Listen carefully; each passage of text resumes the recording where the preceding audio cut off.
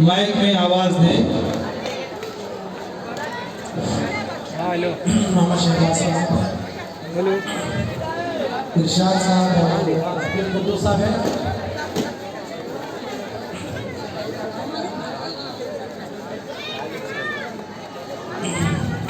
शहजादी Parveen bint Mohammad मुस्तकीम साहब से आपका निकाह बहबस रुपये के अलावा मान वफ़ा सूचना के इन दो गवाहों खसूस अब्दुल कुद्दूस साहब और जनाब इरशाद साहब की मौजूदगी में और हाज़िरीन मजलिस की मौजूदगी में शहजादी परवीन का निकाह मैंने आपसे किया। क्या आपने कबूल किया? जी मैंने कबूल किया।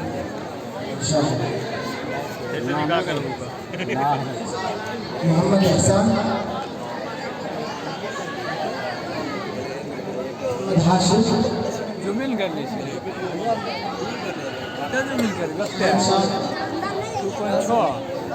और करबें तो पुलिस साहब पूरा मजा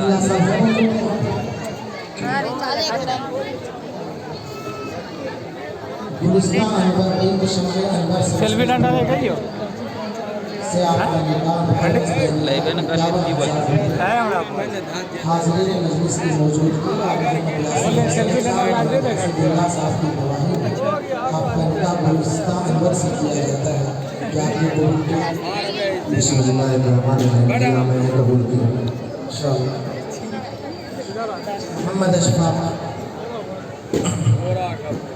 मोहम्मद मेहराज साहब और दिलशाद साहब हैं। दिलशाद साहब, दिलशाद ठीक ठीक। ये जुबैदा नाम है ना या रुबैदा? मोहम्मद साजिद हुसैन साहब बारो की बच्ची रुबैदा खातून से आपका निकाह बहबस दैनिहार 51,000 रुपये। तमाम हाज़रीन इजलास की मौजूदगी में मोहम्मद महराज उर्फ जमशेद साहब और मोहम्मद इरशाद साहब की गवाही में आपका निकाह रुबैदा खातून से किया जाता है। क्या आपने कबूल किया? बिस्मिल्लाहिर्रहमानिर्रहीम, जी मैंने कबूल किया। बहुत अच्छा।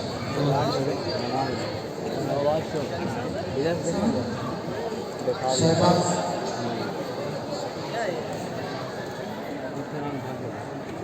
अब्दुल कुद्दूस साहब और इरशाद साहब,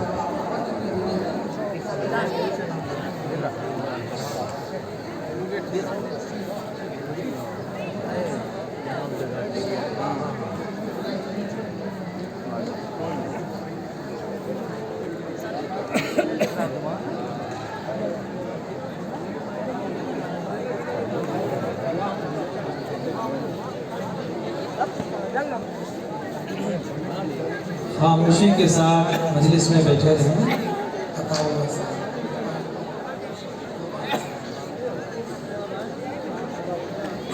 आफरीन परवीन बिन्त जनाब मोहम्मद इस्माइल साहब बरौनी बेगूसराय से आपका निकाह बहबस 51,786 रुपये हाज़रीन इजलास की मौजूदगी में और जनाब डॉक्टर मोहम्मद अताउल्लाह साहब बरौनी बेगूसराय और जनाब मोहम्मद कुर्बान साहब बरौनी बेगूसराय की गवाही में आपका निकाह आफरीन परवीन बिन्त जनाब मोहम्मद इस्माइल साहब बरौनी से किया जाता है। क्या जूम कर रहे?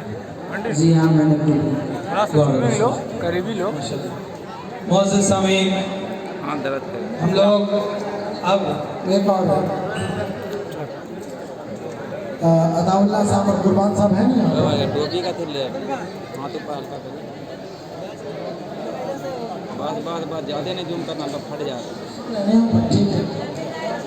यास्मीन परवीन बिन्त जनाब मोहम्मद इस्माइल साहब बरौनी बेगूसराय से आपका निकाह बहबस 51,786 रुपये है।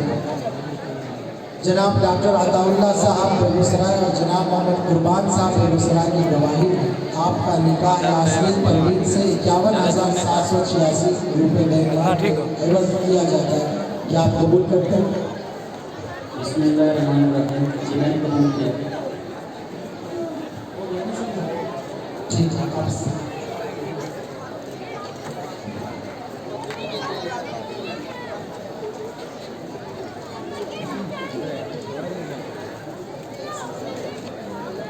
एहसान साहब है यहाँ पर, एहसान इब्ने मंसूर, बाकी तो हो गया सब। चलिए अल्हम्दुलिल्लाह। माशाअल्लाह। मुअज़्ज़िज़ सामीन, हमारी बस्ती बारों की एक मशहूर शख्सियत और यार और मारूफ समाजी खिदमतगार, हिंदू मुस्लिम इत्तिहाद के अलमबरदार, मदरसा कासिमुल उलूम और मदरसा कासिमुल उलूम के बच्चों से मोहब्बत रखने वाले हमारे बारों के मशहूर जनाब सजन जी यहाँ पर तशरीफ़ फरमा हैं। जब उनको मालूम हुआ कि दारुल वक्त देवबंद से हज़रत मोहतमिम साहब तशरीफ़ ला रहे हैं, तो उन्होंने अपनी तरफ से शान पेश करके हज़रत की इज़्ज़त अफजाई करने की ख्वाहिश का इज़हार किया। वो यहाँ पर तशरीफ़ फरमा हैं।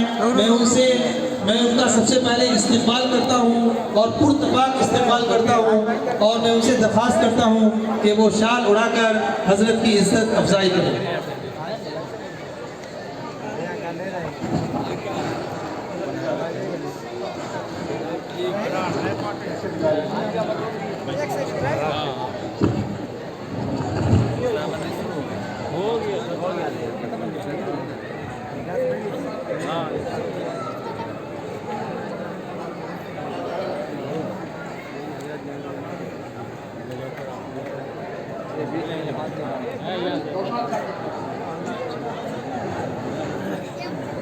ये हज़रत मौलाना मुफ्ती नौशाद नूरी कासमी साहब दारुल उलूम वक्त देवबंद के एक मौक़र उस्ताद हैं, अपने सूबे बिहार से ताल्लुक़ रखते हैं, उनकी इज़्ज़त अफजाई की जा रही है।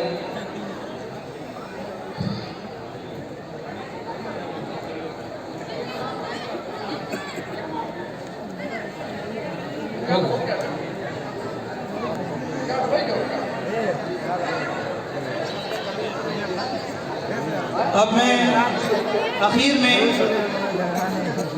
इस अज़ीम शान इजलास दस्तारबंदी और इस्लाही मुआशरा कॉन्फ्रेंस के सदर मौक़र, एक नाबग़े रोज़गार शख्सियत, एक बुलंद मर्तबा इंसान, एक फरिश्ता सिफत शख्स, एक मुत्तफ़क़ अलैह आदमी और जमात देवबंद के उस फर्जंद को दावत देना चाहता हूँ जो अल इमामुल अकबर हुज्जतुल इस्लाम बानी दारुल उलूम देवबंद हज़रत मौलाना मोहम्मद कासिम नानोतवी रहमतुल्लाह अलैह के उलूम का शारे, हकीमुल उम्मत हज़रत थानवी रहमतुल्लाह अलैह की इस्लाह व तरबियत का नमूना, इमामुल असर हज़रत अल्लामा अनवर शाह कश्मीरी रहमतुल्लाह अलैह के इल्म व फ़ज़्ल की यादगार, शेखुल इस्लाम हज़रत अल्लामा शब्बीर अहमद उस्मानी रहमतुल्लाह अलैह के तलाक़त लिसानी और ज़ोर खिताबत की मिसाल, अकाबिर दारुल उलूम के कमाल, तक़वा ज़ुहद व वरा की निशानी, दौरे हाजिर का एक ऐसा नूरानी पैकर जिसको इल्म व अमल की दुनिया में हज़रत मौलाना मोहम्मद सुफियान कासमी साहब के नाम से जाना जाता है।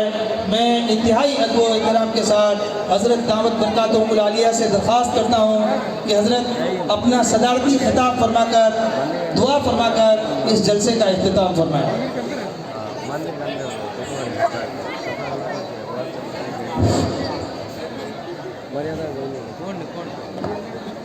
आप अमीन है ना? यास्मीन परवीन बिन्त जनाब मोहम्मद इस्माइल साहब बरौनी बेगूसराय से बाएवज 51,700 आवाज़ नहीं होनी चाहिए, आवाज़ नहीं होनी चाहिए। डॉक्टर अताउल्लाह साहब जहाँ जगह मिले बैठ जाए। मोहम्मद कुर्बान साहब बेगूसराय की गवाही रास्ता खाली कर दे। आपका निकाह यास्मीन परवीन से बाएवज 51,786 रुपये किया जाता है, कबूल करते हैं? बिस्मिल्लाहिर्रहमानिर्रहीम। जी मैंने कबूल किया।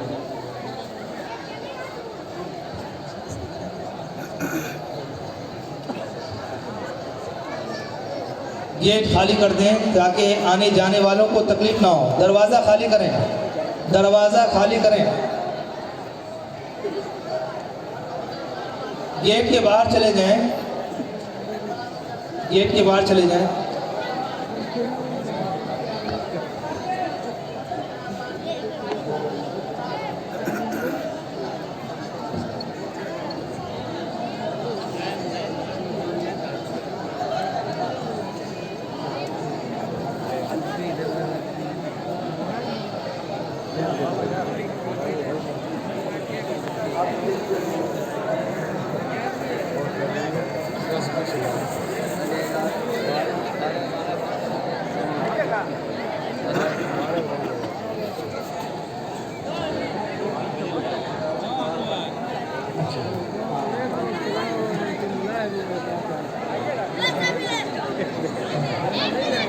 یہ ذرا سا گیٹ خالی کر دیں تاکہ یہ حفاظ کرام اس گیٹ سے نکل جائیں.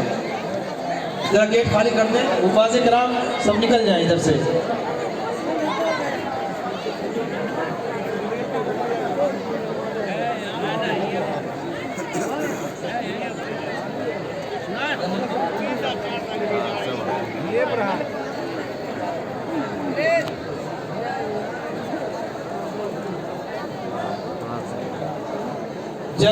جلد سے جلد.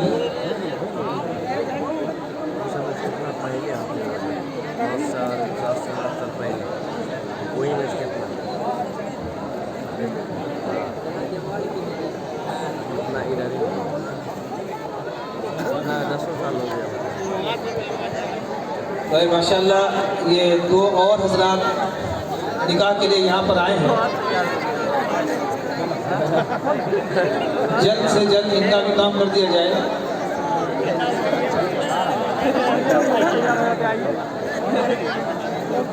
اور میں نے بار بار آپ حضرات سے درخواست کی ہے, شروع سے اب تک آپ میری باتوں کو مانتے چلے آئے ہیں, میری باتوں کا آپ نے لحاظ خیال کیا ہے, اور میں نے خاموشی کی درخواست کی ہے. جتنی ہم اور آپ خاموشی اختیار کریں گے, جتنا سکون اور وقار کے ساتھ یہاں پر بیٹھیں گے, حضرت کو اتنا ہی اچھا لگے گا اور حضرت کا بیان اتنا ہی عمدہ ہوگا. اس لیے ہم لوگ, میں پھر سے ایک بار آپ حضرات سے گزارش کرتا ہوں کہ سب لوگ خاموشی اختیار کریں.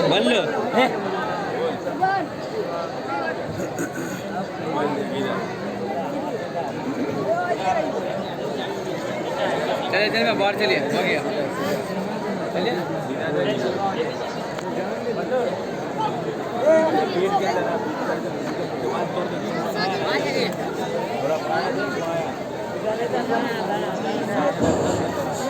مسکان خاتون بنت مرحوم جناب محمد جسیم الدین صاحب دعوت سے آپ کا نکاح بہیوز 51,000 روپے. آواز نہیں آنی چاہیے. محمد ایوب صاحب اور محمد ندیم صاحب کی گواہی اور تمام حاضرین اجلاس کی موجودگی آپ کا نکاح مسکان خاتون بنت مرحوم جسیم الدین صاحب سے کیا جاتا ہے. کیا آپ قبول؟ بسم اللہ قبول.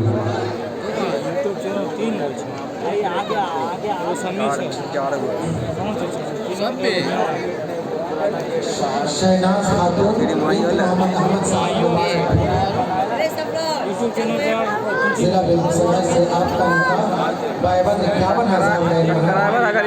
خان صاحب اور محمد خورشید صاحب کی گواہی میں آپ کا نکاح شہناز خاتون بنت محمد احمد صاحب سے کیا جاتا ہے. کیا آپ قبول؟ میں نے کیا قبول کیا.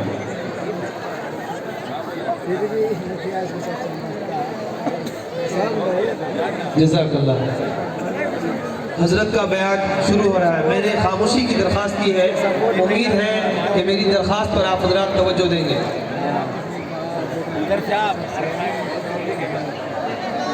اعوذ باللہ من الشیطان الرجیم. بسم اللہ الرحمن الرحیم.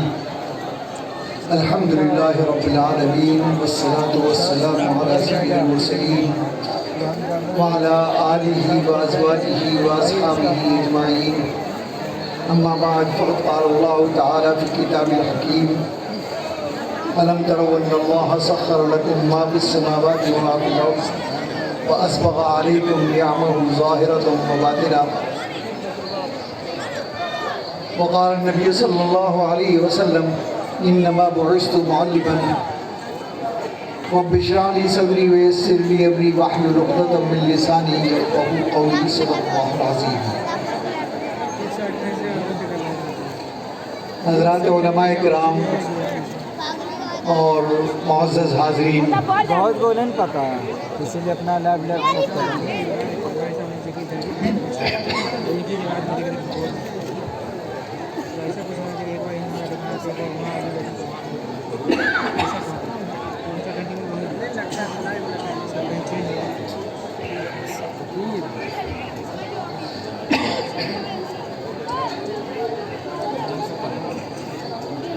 نبی کریم علیہ السلام کا فرمان ہے کہ من لم یشکر الناس لم یشکر اللہ، اتر پردیش سے آیا ہے، کہ جس نے کیا بولتا ہے کاٹ مار کی طرح جو مسجد ہے بندوں کا شکر ادا نہیں کیا، یہ بند میں اس نے ذات حق جل مجدہ کے شکر کا بھی حق ادا نہیں کیا۔ ٹیچر ہے۔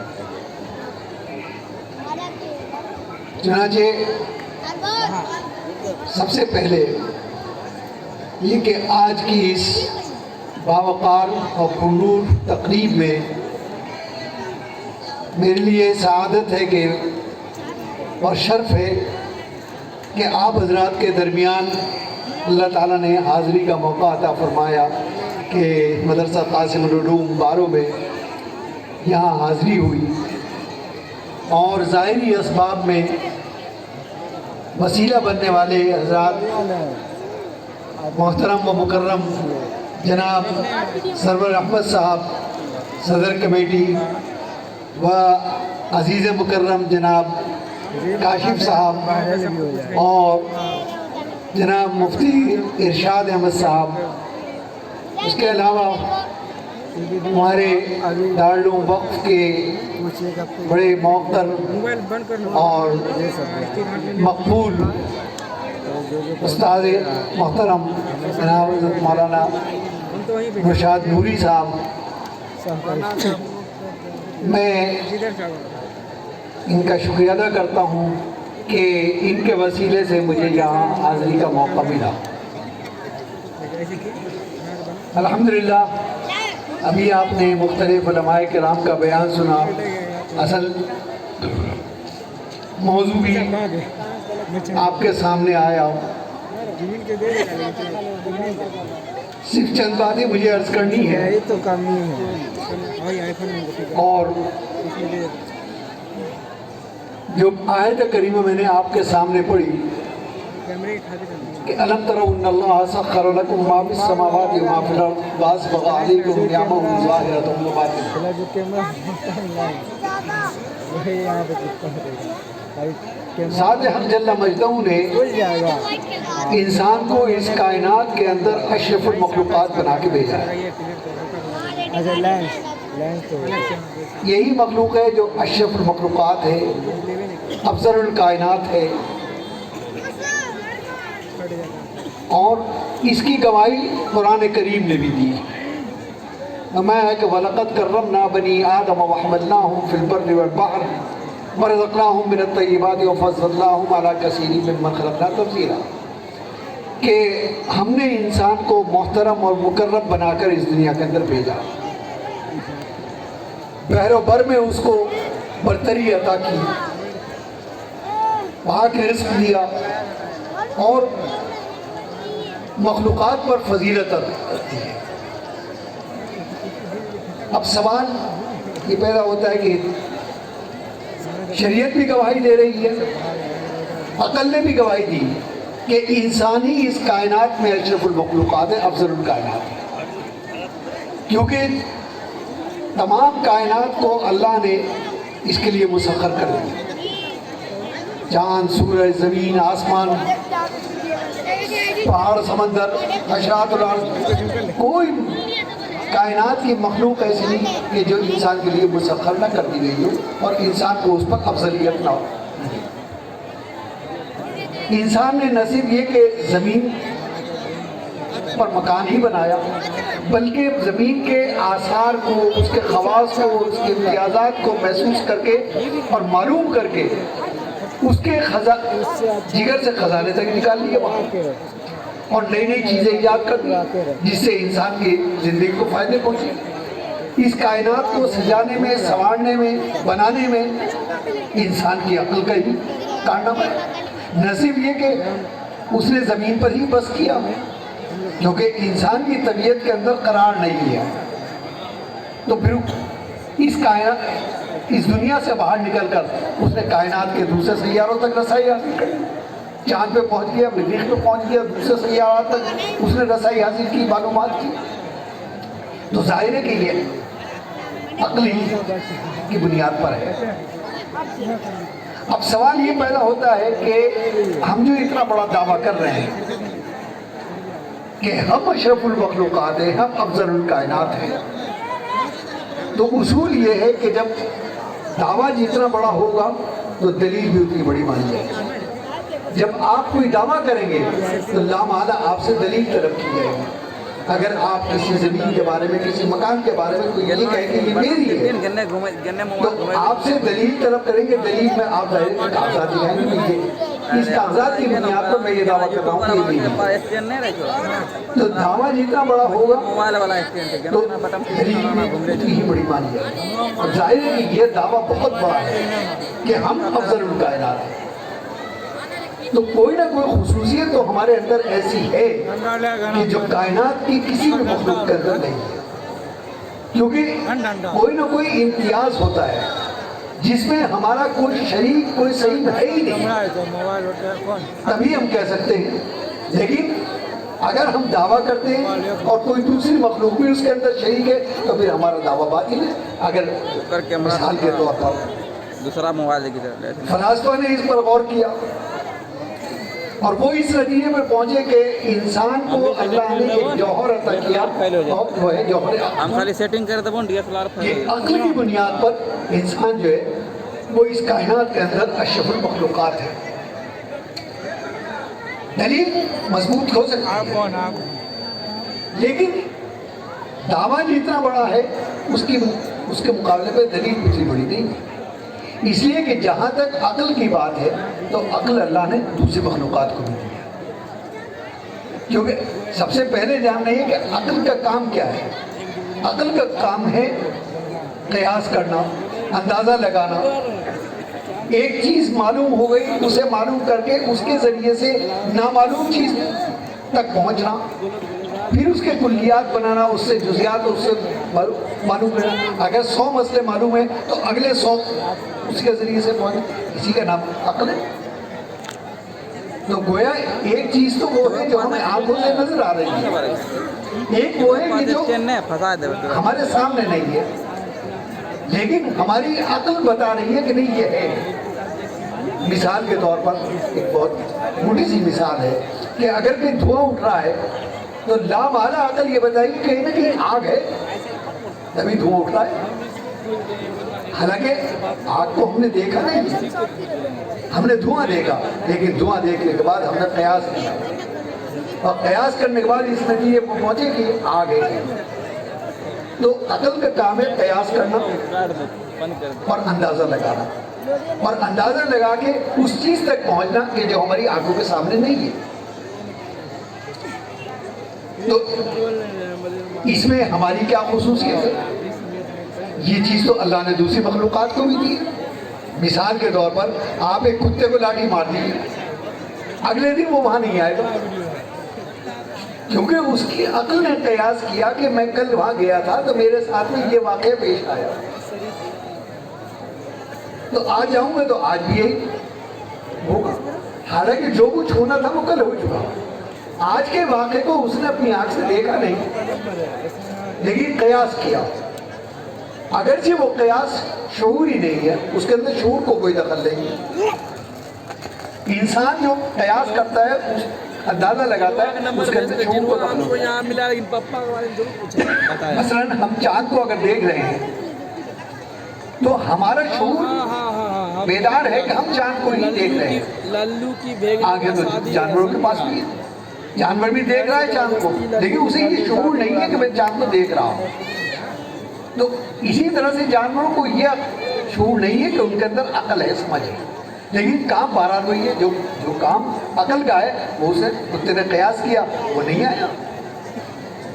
تو معلوم یہ ہوا کہ مجرد عقل کی بنیاد پر آپ اتنا بڑا دعویٰ نہیں کر سکتے. زیادہ سے زیادہ آپ یہ کہہ سکتے ہیں کہ ہم میں عقل زیادہ ہے, کامل ہے, اس میں کم ہے, ٹھیک ہے. لیکن جہاں تک انسانوں کی بات ہے تو انسانوں کی عقلیں بھی برابر نہیں ہوتی. کوئی بہت ذہین ہے, کوئی کم ذہین ہے, کوئی بلاغہ ذہین ہے, کوئی بالکل کمی ہے. مختلف سطح کی عقلیں ہوتی ہیں. ایک دیوانہ ہے, ایک مجنون ہے, لیکن کیا آپ اس کو انسانیت سے باہر نکالتے ہیں؟ گرمی, سردی, بھوک, پیاس, اس کا احساس تو اس کو بھی ہے, تو عقل جو ہے، آپ رہنے دیجیے ابھی بھائی، آپ ہٹ جائیے یہاں سے مجھ سے۔ تو یہ ساری چیزیں جو ہیں یہ عقل کی گواہی دے رہی ہیں کہ جانوروں کے اندر بھی عقل ہے۔ ایک انسان، ایک پرندہ اڑتا ہے، صبح کو اڑا اور ہزاروں میل کا سفر کر کے وہ پھر واپس اپنے گھونسلے کے اندر پہنچ جاتا ہے۔ تو کیا یہ عقل نہیں ہے؟ وہ کس نے بتایا؟ وہ کون سا نیویگیٹر ہے اس کے اندر؟ تو معلوم یہ ہوا کہ عقل کی بنیاد پر ہم اتنا بڑا دعویٰ نہیں کر سکتے کہ ہم اشرف المخلوقات ہیں۔ اب علماء کا گروہ آیا اور علماء نے اس پر بحث کی اور وہ اس نتیجے پر پہنچے کہ صرف عقل کی بنیاد پر انسان اشرف المخلوقات ہونے کا دعویٰ نہیں کر سکتا، بلکہ اللہ نے علم عطا کیا انسان، اور علم کی بنیاد پر انسان اشرف المخلوقات ہے۔ تو گویا عقل ہے، عقل کے ساتھ علم ہے، اس لیے انسان اشرف المخلوقات ہے۔ دعویٰ یہ بھی کسی حد تک قابل تسلیم ہو سکتا ہے، لیکن یہ بھی اتنی بڑی دلیل نہیں بن سکتی، اس لیے کہ جہاں تک علم کی بات ہے تو اللہ نے دوسری مخلوقات کو بھی علم عطا کیا۔ قرآن خود گواہی دے رہا ہے، کل قد علم الصلاۃ و تزکیہ، کہ کائنات کی کوئی چیز ایسی نہیں ہے، کوئی ذرہ برابر بھی ایسا نہیں ہے کہ جو اپنی تسبیح نہ کر رہا ہو، نماز نہ پڑھ رہا ہو، یا اللہ کی تسبیح بیان نہ کر رہا ہو۔ ہر چیز اللہ کی تسبیح۔ یہ دوسری بات ہے ہم نہیں سمجھتے، پرندے بول رہے ہیں، جانور بول رہے ہیں، حشرات الارض آوازیں نکال رہے ہیں، کائنات کے اندر اربوں خربوں آوازیں ہیں، تو وہ تو غیر جنس ہے، ہم تو اپنے ہم جنس کی زبان نہیں سمجھتے۔ ہم حج کے لیے جاتے ہیں، وہاں مشرق سے، مغرب سے، شمال سے، جنوب سے لوگ آ رہے ہیں، اپنی اپنی زبانوں میں اللہ کو یاد کر رہے ہیں۔ ہم کس کس کی زبانیں سمجھ رہے ہیں؟ ہم تو نہیں سمجھ رہے۔ وَإِن مِّن شَيْءٍ إِلَّا يُسَبِّحُ بِحَمْدِهِ وَلَٰكِن لَّا تَفْقَهُونَ تَسْبِيحَهُ، کہ کائنات کی کوئی شے ایسی نہیں ہے جو اللہ کی تسبیح نہیں کرتی، لیکن تم نہیں سمجھتے۔ تو لہذا علم کی بنیاد پر اگر ہم یہ کہیں کہ ہم اشرف المخلوقات ہیں، تو یہ زیادہ سے زیادہ ہم یہ دعویٰ کر سکتے ہیں کہ ہمارے پاس دو طریقے ہیں۔ ایک وجدانی علم ہے، نسبی علم ہے، جو انسان ساتھ لے کر آتا ہے، کیونکہ فرمایا کہ یخرجون من بطون امہاتکم لا تعلمون شیئا، کہ جب انسان دنیا کے اندر آتا ہے، ماں کے پیٹ سے باہر آتا ہے تو وہ کچھ نہیں آتا، یہ ہم نے اسے دیا۔ لا تعلمون شیئا وجعل لکم السمع والابصار والافئدہ، کہ ہم نے اس کو آنکھیں دی تاکہ دیکھ کے علم حاصل، کان دیے تاکہ سن کے علم حاصل کرے، زبان دی تاکہ چکھ کے علم حاصل کرے، محسوسات کا علم دیا تاکہ انسان چھو کر علم حاصل کرے۔ تو جہاں تک علم کی بات ہے تو علم تو اللہ نے اور مخلوقات کو بھی دیا ہے، تو لہذا ہم اس کو یہ نہیں کہہ سکتے کہ یہ مجرد علم کی بنیاد پر یا علم اور عقل کی بنیاد پر یہ ہم اشرف المخلوقات ہیں۔